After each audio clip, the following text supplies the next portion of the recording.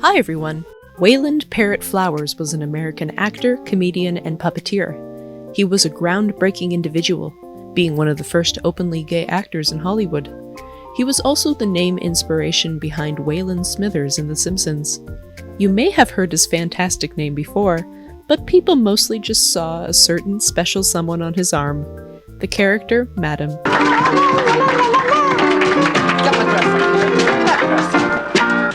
Everybody, my name is Madam. This is Larry Davenport over here. Larry is no ventriloquist, and I am no damn dummy. Out where they say, let us be gay, I'm going Hollywood!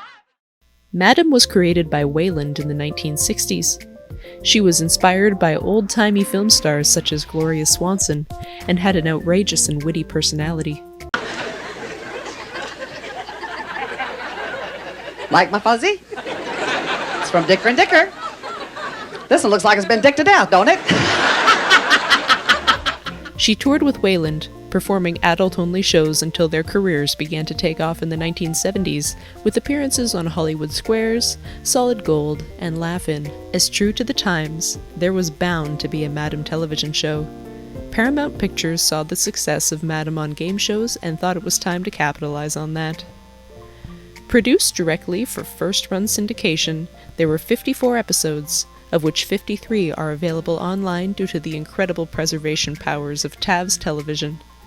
The show featured a slew of Hollywood stars and a smorgasbord of unknown comedians. It was called Madam's Place.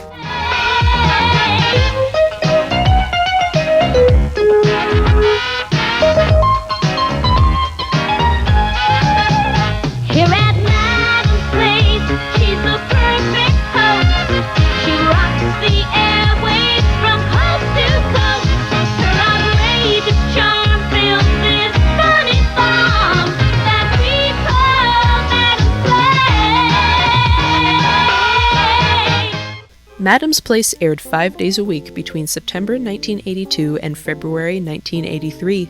The plot featured the eccentric, glamorous, and particularly chaotic puppet Madam, and the revival of her once famous talk show. Most of the action takes place within Madam's glamorous Hollywood mansion. She is accompanied by her butler Pinkerton, secretary Bernadette, and her young, blonde stereotype of a niece, Sarah Joy.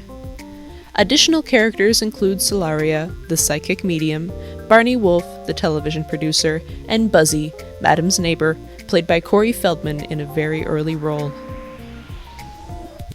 The guest stars were plentiful, including, here we go, Peggy Gilbert, Debbie Reynolds, Betty White, Phyllis Diller, Tab Hunter, William Shatner, Charles Nelson Riley, Rip Taylor, Charles Pierce, Frankie Avalon, Marty Allen, Pee Wee Herman, B. Arthur, and Arsenio Hall. Some episodes lead into each other, like Pinkerton's diary exposing his love of Madam, or the ghosts of the Marx Brothers haunting Madam's home, while other episodes stand alone, including a strange episode which involves an alien, possibly written to capitalize on the film E.T. that was soon to be released. Episodes always feature a segment of Madam's show within a show, where she interviews a celebrity and also features a little-known musician, comedian, or another type of entertainer performing a short set. None of the acts are particularly memorable, or memorable for all the wrong reasons. On with my show. Now I do a mimic of someone. I do a movie, a Gigi for you. First, I do Gigi. Oh, just help me when I go like this. Madam's Place certainly wasn't the place to expect your career to take off from. Since the show was produced for first-run syndication, it had virtually no budget. First-run syndication means a show is leased to television stations instead of going through a broadcast network, and that it would be aired every day of the week at the same time slot. This meant that the cast and crew had to work efficiently in a very small window of time to crank out nearly thrice the amount of episodes of a normal sitcom. The show was written by 12 different writers, who had to get out a huge amount of scripts in only 15 weeks. On shooting days, the actors were handed a script and had to learn it on the spot.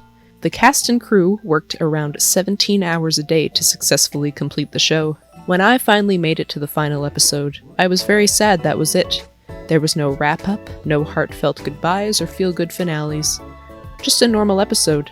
I wish there was more, but at the same time, I am glad that a character such as Madame got a shot at her own sitcom. The general consensus from those who have watched the show is that it is quite enjoyable. Those who watched it during its original run mostly have fond memories, other than those who are horrified by the design of the Madame puppet. I completely understand this, and Madame also scared me when I was younger, so it wasn't until the past 3 years that I really began to research her history. Wayland Flowers died in 1988, another victim of the AIDS crisis. For some time, Madame died with him, but she resurfaced 10 years after the death of her creator and was portrayed by Rick Skye. She is currently, as of 2023, portrayed by Matt W. Cody. However, it is hard to fill such giant shoes, as Madame was part of Wayland, and Wayland was part of Madame. Ow! Oh, say doth that star spangled banner yet wave for the land of the free and the home of the brave, and the home of the brave, and the home of the brave.